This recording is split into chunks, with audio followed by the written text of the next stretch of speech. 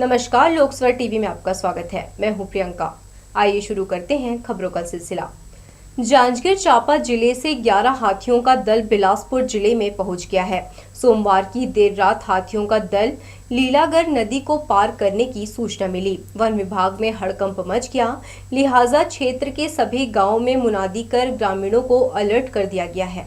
हाथियों का ये वही दल है जो पहले रायगढ़ जिले और उसके बाद जांजगीर चांपा जिले में पहुंचा था। मस्तूरी के करीब पहुंचने की सूचना के बाद बिलासपुर वन मंडल ने वन कर्मियों की ड्यूटी लगा दी थी, लेकिन वे इस क्षेत्र से नहीं आए और आगे बढ़ गए। विभाग को लगा शायद बलौदा होते कोरबा की तरफ लौट जाएंगे, लेकिन सीपत से लगे लीलागर नदी के किनारे आकर रुक गए। इसकी सूचना मिलने के बाद आनन फानन में वन अमला मौके पर पहुंचे। इसके साथ ही उनका मार्ग बदलने के लिए कुछ सड़कों में बैरिकेड लगा दिए गए। पूरी रात निगरानी की गई। टॉर्च की रोशनी और हल्ला करते हुए प्रयास किया गया कि हाथी बिलासपुर की सीमा में प्रवेश न करें। तमाम कोशिशों के बावजूद हाथी नदी पार कर जिले में पहुंच गए। अभी ये हाथी बिलासपुर वन परिक्षेत्र के सोठी सर्किल अंतर्गत नवापारा से लगे जंगल में मौजूद हैं। हाथियों की धमक से गांव में दहशत का माहौल है। इसके अलावा क्षेत्र के स्कूलों को बंद करा दिया गया है। नवापारा, बिटकुला, खमरिया, सोठी, जेवरा समेत आसपास के कई स्कूलों में 2 दिनों से पढ़ाई नहीं हो रही है। हाथियों की धमक से किसानों की भी चिंता बढ़ गई है। वह इस बात को लेकर चिंतित हैं कि कहीं हाथी फसल को न रौंद दे, इससे उनका बड़ा नुकसान होगा। हाथियों का जिस तरह से मूवमेंट है, उससे ये माना जा रहा है कि हाथियों का झुंड खोंदरा के रास्ते कोरबा जा सकता है। अगर ऐसा हुआ तो परेशानी बढ़ सकती है। दरअसल इस क्षेत्र में पहाड़ हैं, इसलिए यह बस्ती के रास्ते जा सकते हैं। यह ग्रामीणों के लिए खतरा साबित हो सकता है। लोकसभा टीवी के लिए कैमरामैन जय साहू के साथ भूपेंद्र सिंह राठौर की रिपोर्ट। तखतपुर विकास खंड के अंतर्गत ग्राम मरही कांपा करगी खुर्द में रहने वाले एक परिवार को स्थानीय ग्रामीण जनप्रतिनिधि तंग कर रहे हैं। मंदिर निर्माण के लिए मांग के आधार पर प्रति राशन कार्ड धारी 1000 रुपए देने के लिए परिवार तैयार है, मगर दिनों दिन उनकी मांग बढ़ती ही जा रही है, जिसकी शिकायत कलेक्टर से की गई है। धर्म और आस्था के नाम पर किस तरह से स्थानीय लोगों को परेशान किया जा रहा है, यह मरही कापा में जाकर समझा जा सकता है। मंगलवार को कलेक्टर के जनदर्शन में पहुंचा एक परिवार गांव के जनप्रतिनिधियों और ग्रामीणों द्वारा दी जा रही प्रताड़ना की लिखित शिकायत की है।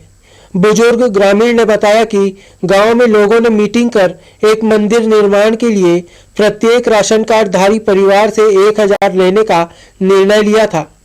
थोड़े दिन लेट होने पर 1200 रुपए और अधिक लेट होने पर 5000 तक लेने का दबाव बनाया जा रहा है। लेट होने पर 1200 रुपए देने के बाद भी पैसे वापस कर दिए गए और अब उनसे 2100 रुपए मांगे जा रहे हैं। अगर निर्धारित समय में 2100 रुपए नहीं दिए तो 5000 मांगने की बात कही गई है।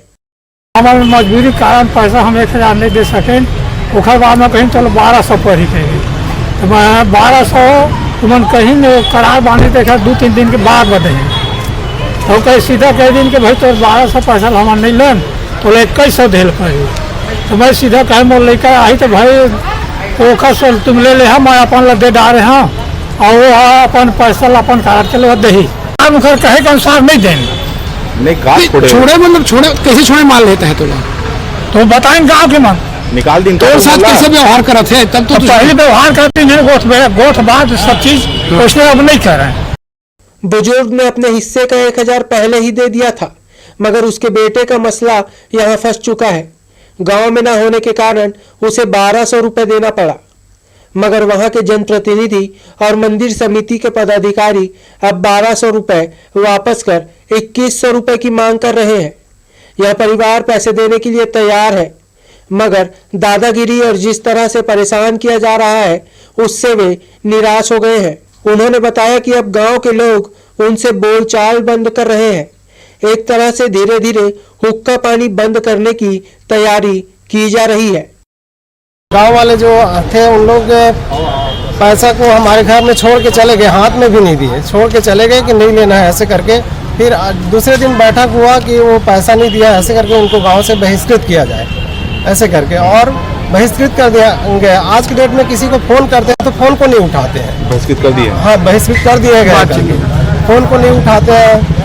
और कोई अपने घर बैठने के लिए नहीं बुलाते हैं, ऐसा टाइप का वसूली के नाम से परेशान कर रहे हैं। वो उसको भी हम लोग देने के लिए तैयार है, जो गाँव के लोग नियम बन रहे हैं उसमें भी हम लोग तैयार हैं, लेकिन बार बार बैठक करने के लिए कराने के लिए परेशान कर रहे हैं, वो ना हो, ये हम लोग चाह रहे हैं। जिला प्रशासन ने ज्ञापन स्वीकार कर लिया है। अब देखना होगा कि ग्राम पंचायत मरही कापा में मंदिर निर्माण के नाम पर इस परिवार को दी जा रही प्रताड़ना से इन्हें कैसे मुक्ति मिलती है। लोकसभा टीवी के लिए कैमरामैन सुशांत सिंह के साथ इरशाद अली की रिपोर्ट। सरकार की मॉनिटरिंग में कमी से दिव्यांगों की राह में रोड़े अटकाए जा रहे हैं। योजना की शुरुआत धूमधाम से की जाती है, मगर निचले स्तर पर इसके क्रियान्वयन में बरती जा रही लापरवाही का खामियाजा दिव्यांगों को भुगतना पड़ रहा है। मोटराइज्ड ट्राइसिकल पाने रोजाना दिव्यांग दफ्तरों के चक्कर लगा रहे हैं, लेकिन उनकी मांग है कि पूरी ही नहीं हो रही। किसी का रोजगार छिन गया तो किसी की शिक्षा रुक गई। यह राज्य सरकार की मनमानी और जिला प्रशासन की उदासीनता का एक उदाहरण है।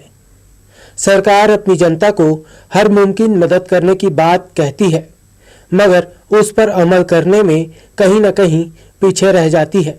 कलेक्टर कार्यालय में बैठे दिव्यांगों को देखकर शायद आपको इनकी मजबूरी और असहाय महसूस होने का दर्द समझ में आ रहा होगा।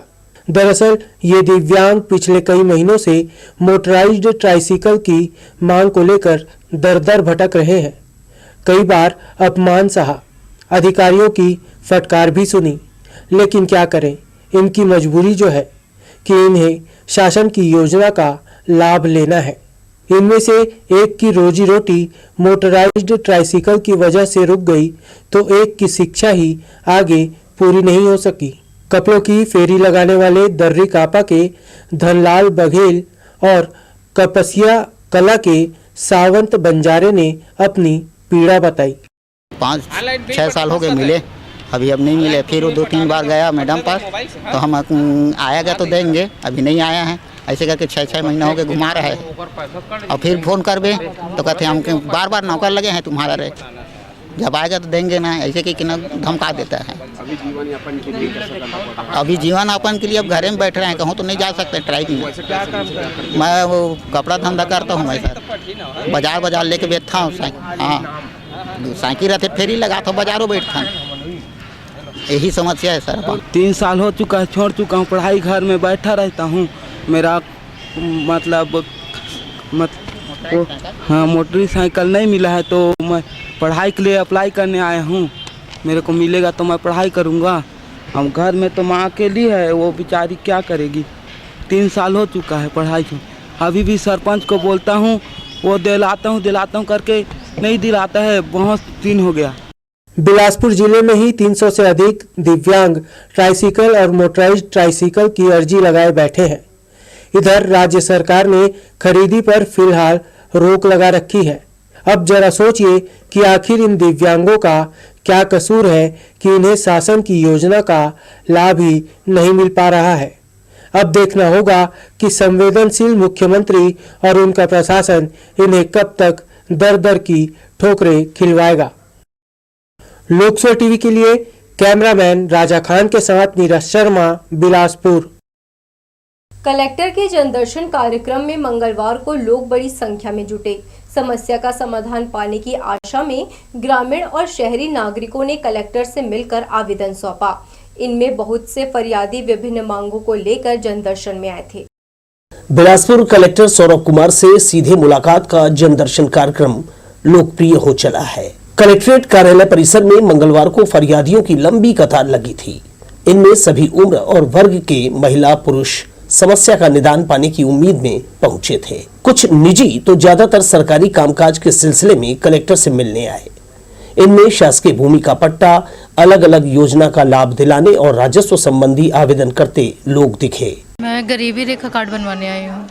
APL मेरा बना हुआ है, उससे BPL करवाने आई हूँ, क्योंकि मैं कहीं मतलब कितने साल हो गए मैं इधर उधर जा रही हूँ, लेकिन बन नहीं रहा है मेरा। 2015 में मेरे को कारण बताओ नोटिस तहसीलदार ने दिया था।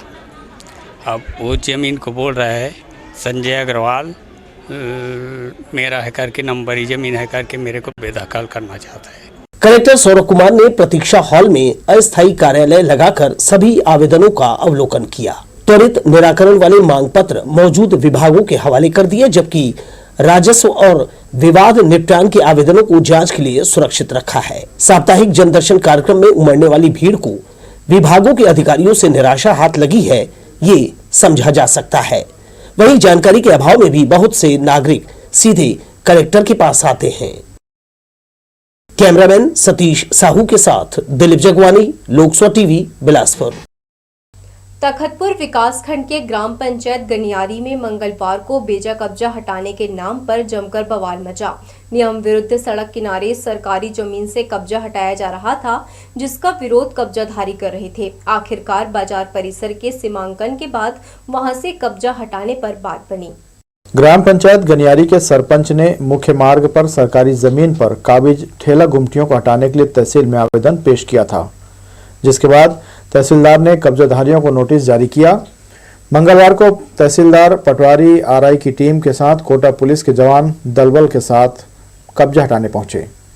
तहसीलदार और ग्राम पंचायत सरपंच समेत अन्य अधिकारियों ने कब्जाधारियों को कब्जा खाली करने के लिए कहा, लेकिन कब्जाधारी अधिकारियों की बात अनसुनी कर दिए। तहसीलदार के निर्देश पर पंचनामा कार्रवाई कर जैसे ही सामान जब्त किया जाने लगा, बेजा कब्जाधारियों के जमकर विरोध के कारण टीम को खाली हाथ जाना पड़ गया। ग्रामवासियों का शिकायत था कि ये अतिक्रमण होने से आवागमन अवरुद्ध होता है और बाजार हाट योजना का काम होना है, तो इनको बेदखली का आदेश दिया गया था और पूरे बाजार जो जितना रकबा है उसको सीमांकन कराया जा रहा है, सब पे कार्रवाई की जाएगी। क्षेत्र के जिला पंचायत सदस्य मीनू सुमंत यादव इस दौरान यहां पहुंच गई और उन्होंने बाजार के पास की सभी सरकारी जमीन का सीमांकन करने के बाद ही कब्जा हटाने की बात कही, जिसके बाद अधिकारियों ने भी हाट बाजार का सीमांकन कराए जाने के बाद बेजा कब्जा हटाने की बात कही है। मैं ये चाहती हूँ कि जनता के द्वारा मैं चुन के आई हूँ, तो मैं जनता का हमेशा सहयोग करूँगी। तो जितना एरिया सीमांकन में आता है वो शुरू से तोड़ा जाए। मैं अगर शुरू से तोड़ा जाए तो मैं लोग के साथ हूँ और उनका रोजी रोटी नहीं छीनना चाहिए, उनको जगह मिलना चाहिए। हम चाहते हैं कि बाजार का सीमांकन हो जाए और जितने जो बेजा कब्जा किए हैं सब का लाइन से तोड़ा जाए, लेकिन जो बड़े बड़े 2-2 मंजिला 3-3 मंजिला जो बना रखे हैं उनका टूटना चाहिए ना। ये तो रोज 100 रुपये 200 रुपये कमाने वाले लोग हैं, तो आप छोटे लोगों को टारगेट क्यों बना रहे हो? आप नियम एक के लिए है कि सब के लिए है? भाई नियम जो भी है उसमें छोटा बड़ा नहीं होता, एक नियम अपनाओ, हम उसके साथ देंगे, हम खिलाफ नहीं है बेजा कब्जा तोड़ना। दरअसल जिस जगह पर कब्जाधारी काबिज है उसके ठीक पीछे हाट बाजार है। मुख्यमंत्री हाट बाजार योजना के तहत इस बाजार का पुनर्निर्माण भी किया जाना है। गांव के सरपंच ने बताया कि मुख्यमंत्री हाट बाजार योजना के तहत यहां निर्माण कार्य शुरू कराया जाना है, लेकिन सड़क पर कब्जा के चलते काम शुरू नहीं हो पा रहा है। चाहते हैं कि शासन की तरफ से कि ये बाजार परिसर में मुख्यमंत्री हाट बाजार का विधायक जी द्वारा आवंटन कराया है, माननीय श्री रश्मि आशीष जी के द्वारा सेंक्शन कराया गया है, हाट बाजार बनना है। दूसरा यहाँ पूरा सीसी होना, जो बाजार वाले को बैठने में तकलीफ होता है बाजार में कीचड़ में, इसलिए यहाँ पर सीसी हम लोग अपने फंड से सेंक्शन कराए हैं कि यहाँ जल्दी सीसी करा के बाजार हाट बनना है। अभी ये बोल रहे हैं कि उनका क्या कहते हैं आगे जिला बाजार सदस्य आके बोल रहे हैं कि पूरा गनियारी को तोड़वाना है, तोड़वा जिसका बाजार एरिया में पूरा है, तो बाजार एरिया पूरा 1072 नंबर है। कहा किसी शासन के पट्टा में तो शासन के पट्टा को भी तोड़वा देंगे क्या किसी का? सड़क किनारे कब्जाधारियों का कहना है कि वे 30 वर्षों से यहाँ पर अपना पेट पाल रहे हैं। ऐसे में उनको एक उचित जगह दी जाए, जिसके बाद ही उन्हें यहाँ से हटाया जाए। महिलाओं ने कहा कि यहाँ कई जगह पर सरकारी जमीन में लोगों ने कब्जा किया है, उन पर भी कार्रवाई की जाए। हमारे छोटे छोटे बच्चा है, ना खेती है ना खार है। अब आज 30 साल हो गए हमारे लाइन दुकान चलावत, इतना सरपंच बने हैं लेकिन तोड़ फोड़ नहीं करे है। वह ये आखिरी बार है कि बग्गू बने हैं सरपंच, वही है हमारे तोड़ फोड़ करत है। वह अब हम कहाँ जाए कैसे करें? जब तोड़ना है भाई तो सब तो सास की जमीन है सर, सब लोग तोड़ना चाहिए। सरपंच पहली मांग भी करे रही थे 2 लाख के, जब नहीं हुई से तब ये सब काम करी से वह आज लड़का बच्चा लेके आज एक दिन भी दुकान में नहीं है। जब ले ये बात चले है तब ले दुकान खाली एती जाते होती जाते, तब ले कहते और जगह भी दे हम बोले रही थे, लेकिन बाद में बोली कि सरपंच के जाके सामने में झुक जा तब फिर जगह मिल ही बोले है। भाई ऐसे सिंपल में नहीं हुए हैं काम, तब इतना पान इतना बात बढ़े है आज, नहीं तो इतना कन हो भी नहीं रहती साथ है ना। लाइन टूटना है तो सीमांकन हो तो पूरा शुरू से आखिरी तक हो। तहसीलदार सहित अधिकारियों ने आने वाले दिनों में कागजी कार्रवाई पूरी करने के बाद यहां से कब्जा हटाने की बात कही है। इस दौरान बड़ी संख्या में पुलिस बल तैनात रहा। लोकसभा टीवी के लिए कैमरामैन जय साहू के साथ भूपेंद्र सिंह राठौर की रिपोर्ट। जिला अस्पताल में पान गुटखा खाकर इधर उधर थूकने वालों से सख्ती से निपटा जा रहा है। पिछले 2 महीनों में 145 लोगों पर चालानी कार्यवाही कर 9,000 रुपए का जुर्माना वसूला गया है। प्रबंधन का कहना है कि पान गुटखा खाने वाले भवन की सुंदरता पर ग्रहण लगा रहे हैं। गलियारे, सीढ़ियों और रैंप की दीवारों में पान गुटखा के दाग भरे पड़े हैं। स्वच्छ, साफ सुथरा और बेहतर वातावरण बनाए रखने की दिशा में ये कार्यवाही की जा रही है। गौरतलब है कि चालानी कार्यवाही से वसूली गई राशि का उपयोग अस्पताल के हित में खर्च किया जाएगा। हम आपको बता दें कि चालानी कार्यवाही में 100, 200 और 1,000 रुपए तक जुर्माना राशि तय की गई है। मोहल्ला क्लिनिक का लाभ उठाने वाले मरीजों की संख्या बढ़ी है। स्वास्थ्य विभाग की सतर्कता और मॉनिटरिंग से शासन की योजना फलीभूत हुई है। विभिन्न वार्डों में क्लिनिक शुरू किया गया है। यहां मौजूद मेडिकल टीम द्वारा आने वाले सभी लोगों की जांच कर उन्हें दवा मुफ्त में दी जाती है। किला वार्ड के अस्थायी मोहल्ला क्लिनिक में मरीजों की औसत संख्या रोजाना 10 से 15 है। बस्तियों में सामान्य इलाज और जांच की सुविधा मुहैया कराने के पीछे जिला अस्पताल और मेडिकल कॉलेज में लोगों की भीड़ कम करना है, जिससे वहां गंभीर मरीजों का उपचार आसानी से किया जा सके। कोटा विकासखंड के जोगीपुर में रहने वाले किसानों को उनकी भूमि अधिग्रहण का करीब 1 करोड़ नहीं दिया गया है। मंगला भैंसाझार सड़क उन्नयन और पुनर्निर्माण के लिए कोटा के अंतर्गत जोगीपुर के कुछ किसानों की कृषि भूमि का वर्ष 2021 में अधिग्रहण किया गया था, लेकिन 2 साल हो गए किसान मुआवजा पाने भटक रहे हैं। कलेक्टर से इसकी मांग करने प्रभावित किसान पहुंचे थे। अब एडीबी, जिला परियोजना कार्यालय और राजस्व विभाग के बीच किसानों का मुआवजा प्रकरण कहां गुम हुआ, यह कलेक्टर के आदेश पर जांच में सामने आएगा। सब भैंसाझार और जोगीपुर के आसपास के निवासी हैं। हमारी टोटल 9 किसानों की ज़मीन गई हुई है 2019 से, जिसमें एडीबी की रोड बनी हुई है और 2019 से लगातार हमें घुमाया जा रहा है कि आपका मुआवजा अब आएगा तब आएगा, लेकिन प्रशासन इसकी तरफ ध्यान नहीं दे रहा है। 9 किसान लगातार प्रशासन से विनती कर रहे हैं कि हमारे जो भी हमारा मुआवजा रुका हुआ है, अधिग्रहण हुआ है, उसकी हम ब्यौरा देकर हमारा जो भी निष्कासित उसमें रास्ता निकला है उसका हमें मुआवजा प्रदान किया जाए, लेकिन ये लगातार घुमाया जा रहा है हमें। शहर के व्यापार विहार स्थित गोवर्धन पान दुकान में छापा मारकर हुक्का, लेवर, पॉट, चिलम, चिमटी सहित सिल्वर पेपर जब्त किया गया। जिले के नवपदस्थ पुलिस अधीक्षक संतोष कुमार सिंह ने नशे के खिलाफ निजात अभियान क्या छेड़ा। हर तरफ थानेदार से लेकर छोटे कर्मचारी नशे के कारोबार पर नजर टेढ़ी कर लिए हैं। तारबहार पुलिस को सूचना मिली कि व्यापार विहार स्थित गोवर्धन पान दुकान में नशेड़ियों को हुक्का की सुविधा मिल रही है। पहले से ही प्रतिबंधित यह सेवा पुलिस के लिए चैलेंज हो गया है। नवपदस्थ पुलिस अधीक्षक संतोष कुमार सिंह वैसे भी अवैध नशे के खिलाफ निजात अभियान को दिशा दे चुके हैं। ऐसे में प्रतिबंधित हुक्का और उसकी सामग्री का इस्तेमाल होना, बिकने देना कहीं न कहीं थाना क्षेत्र के पुलिस के लिए चिढ़ाने जैसा था। तारबहार थाना प्रभारी मनोज नायक ने पुलिस बल के साथ गोवर्धन पान दुकान में जाकर छापा मारा और 260 नग हुक्का फ्लेवर, 15 हुक्का सेट, 40 चीलम, सिल्वर पेपर, चिमटी सहित हुक्का पाइप को जब्त किया है। सुशील कृपलानी, उसके द्वारा हुक्का और हुक्का से संबंधित सामान तथा सुगंधित तंबाकू का विक्रय किया जा रहा है और नाबालिगों को भी बड़ी मात्रा में बेचा जा रहा है, जिस पर पुलिस द्वारा त्वरित कार्रवाई करते हुए सुशील कृपलानी को हिरासत में लिया गया और उससे कुछ सामान उसकी दुकान में बरामद किया गया तथा उसकी निशानदेही पर तोरबा थाना क्षेत्र के उसके निवास और गोदाम में बड़ी मात्रा में हुक्का का सामान, हुक्का पॉट और सुगंधित तंबाकू बरामद किया गया है। 130 हुक्का पॉट और 260 पैकेट सुगंधित तंबाकू जब्त किया गया है। जिले के नवपदस्थ आईपीएस संतोष कुमार सिंह नशे के खिलाफ काफी सख्त है। पदभार ग्रहण करते ही जिले की पुलिस ने उनकी इच्छा के मुताबिक ऐसे सभी नशेड़ियों और नशे के सामान उपलब्ध कराने वालों के खिलाफ अभियान छेड़ दिया है। तारबहार पुलिस ने भी तत्परता पूर्वक खुफिया तंत्र का इस्तेमाल कर अवैध नशे के जखीरे को जब्त किया।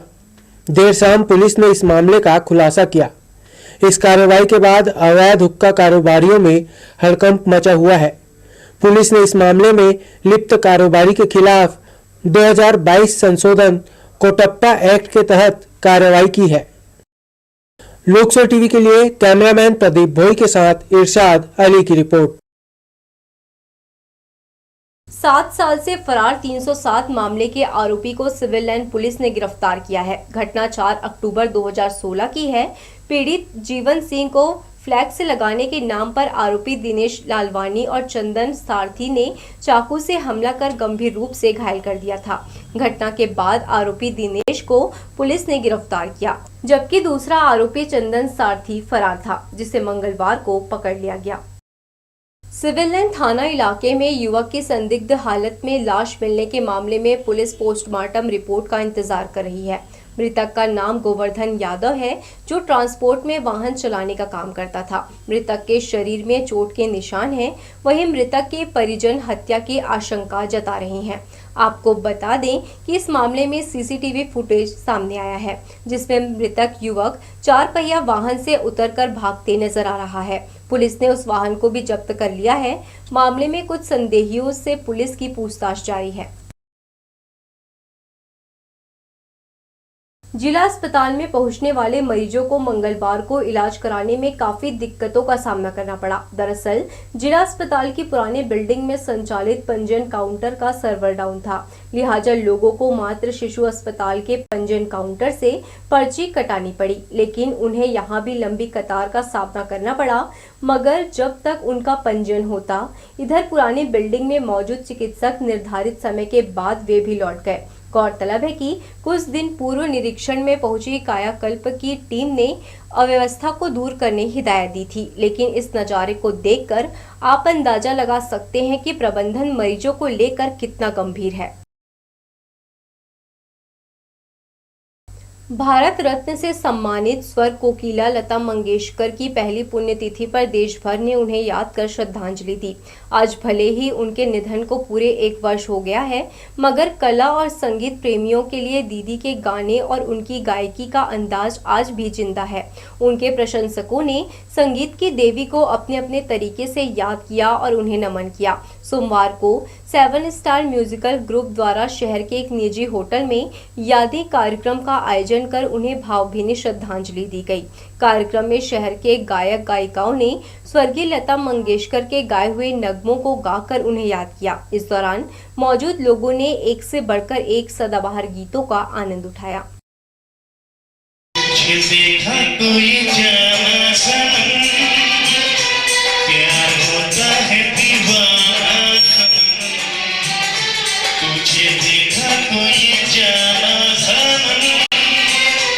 प्यार होता है दीवाना सनम, अब यहाँ से जहाँ जाए हम, तेरी बाहों में मर जाए हम।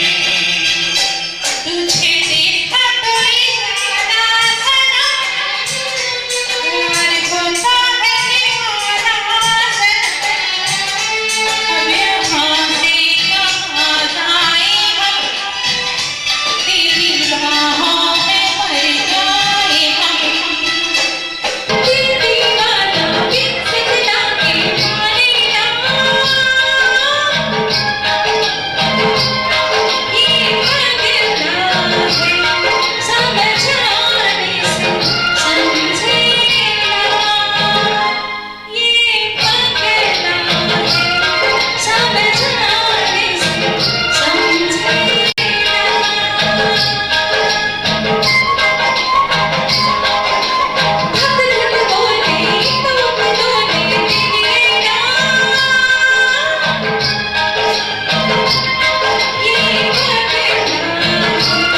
समझाने से समझे ना, ये पगला है समझाने से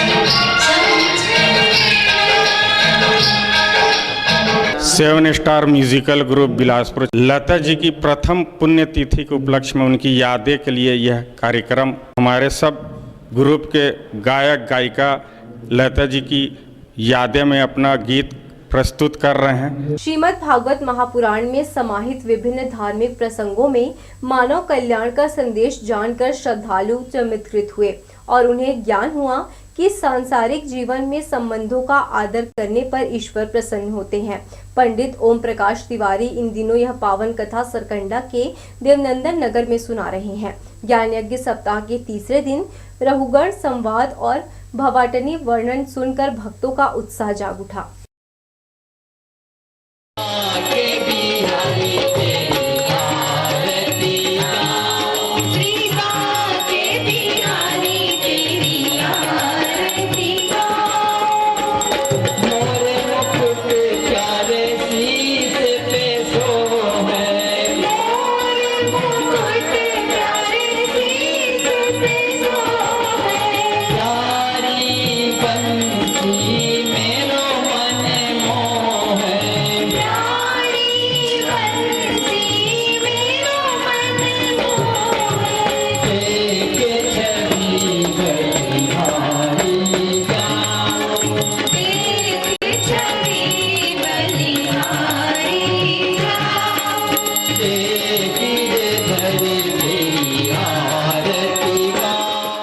श्रीमद् भागवत सप्ताह यज्ञ का द्वितीय दिवस देवनंदन नगर में आज की कथा में ध्रुव जी के चरित्र जिसके माध्यम से ये बताया गया कि निर्मल मन जन सो मोहि पावा, मोहि कपट छल छिद्र न भावा।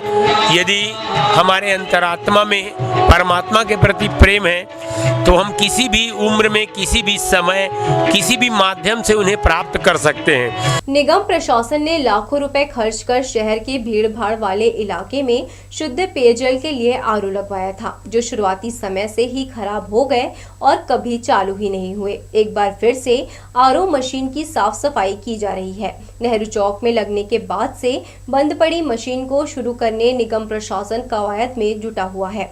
गर्मी के मद्देनजर सभी आरओ की साफ सफाई की जा रही है। कलेक्टर सौरभ कुमार की अध्यक्षता में मंगलवार को विभिन्न विभागों के कार्यों की समीक्षा की गई। समय सीमा की बैठक में मुख्यमंत्री द्वारा चलाई जा रही जनहित से जुड़ी योजनाओं के क्रियान्वयन को लेकर कलेक्टर ने चर्चा की और जिले में विभागों और उनके योजनाओं की स्थिति की जानकारी ली। इस दौरान उन्होंने अधिकारियों को कार्य समय में पूरा करने आवश्यक दिशा निर्देश दिए। छत्तीसगढ़ समग्र शिक्षक फेडरेशन के आह्वान पर आंदोलन के दूसरे दिन भी प्रदेश के 140 विकास खंडों में सहायक शिक्षकों ने धरना दिया। इनके द्वारा प्रथम नियुक्ति से सेवा गणना करते हुए वेतन विसंगति दूर करने की मांग की जा रही है।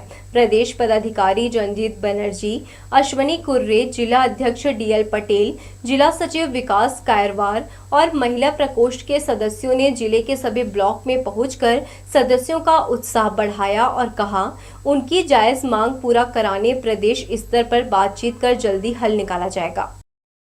उसलापुर रेलवे स्टेशन में अप्रैल से एक हवलदार और 2 सिपाही तैनात हो जाएंगे। सुरक्षा की यह व्यवस्था 4 ट्रेनों के ठहराव को देखते हुए की जा रही है। इस स्टेशन में ट्रेनों का दबाव बढ़ेगा तो यात्रियों की संख्या भी अधिक होगी। इस स्थिति में आपराधिक गतिविधियां बढ़ने की आशंका से इनकार नहीं किया जा सकता। उसलापुर शहर का दूसरा प्रमुख रेलवे स्टेशन है। यहाँ लगातार यात्री सुविधाओं से जुड़े कार्य हो रहे हैं। इस स्टेशन की उपयोगिता और बढ़ जाएगी जब 4 और train Sarnath express, Amarkantak express, संपर्क क्रांति एक्सप्रेस और जम्मू तवी का ठहराव शुरू हो जाएगा। दरअसल रेलवे ने 24 व 25 अप्रैल से 2 और 1 मई से 2 ट्रेन को बिलासपुर न ले जाकर उसलापुर में ही रोकने का निर्णय लिया है। इस स्टेशन में ठहरने वाली ट्रेनों की संख्या भी बढ़कर 22 हो जाएगी। अभी 18 जोड़ी ट्रेनें इस स्टेशन से होकर गुजरती हैं। जाहिर है कि ट्रेन की संख्या बढ़ने पर सुरक्षा व्यवस्था मजबूत करनी पड़ेगी। वर्तमान में यहाँ आरपीएफ का आउटपोस्ट ही है। जीआरपी की ना तो चौकी है और ना ही स्टाफ की नियमित ड्यूटी लगाई जाती है। इस स्थिति में यदि किसी यात्री का सामान या नकद चोरी हो जाता है या फिर किसी आपराधिक गतिविधियों के शिकार होते हैं तो उन्हें अपराध दर्ज कराने के लिए दिक्कत होगी। यात्री को बिलासपुर रेलवे स्टेशन आकर जीआरपी थाने में रिपोर्ट दर्ज करानी पड़ेगी। GRP SP JR. ठाकुर ने बताया कि उसलापुर रेलवे स्टेशन में अप्रैल से 1 हवलदार और 2 सिपाही की ड्यूटी नियमित लगाई जाएगी। अभी भी जांच होती है लेकिन वहां चौकी नहीं होने के कारण स्थायी रूप से कर्मचारी नहीं रहते। ड्यूटी लगने से पूरे समय पुलिसकर्मी मौजूद रहेंगे। अप्रैल से उसलापुर रेलवे स्टेशन से अगर गाड़ियां चालू होती है तो सुरक्षात्मक के दृष्टिकोण से वहां पे थाना जीआरपी बिलासपुर से अतिरिक्त बल लगाया जाएगा ताकि यात्रियों को कोई परेशानी ना हो।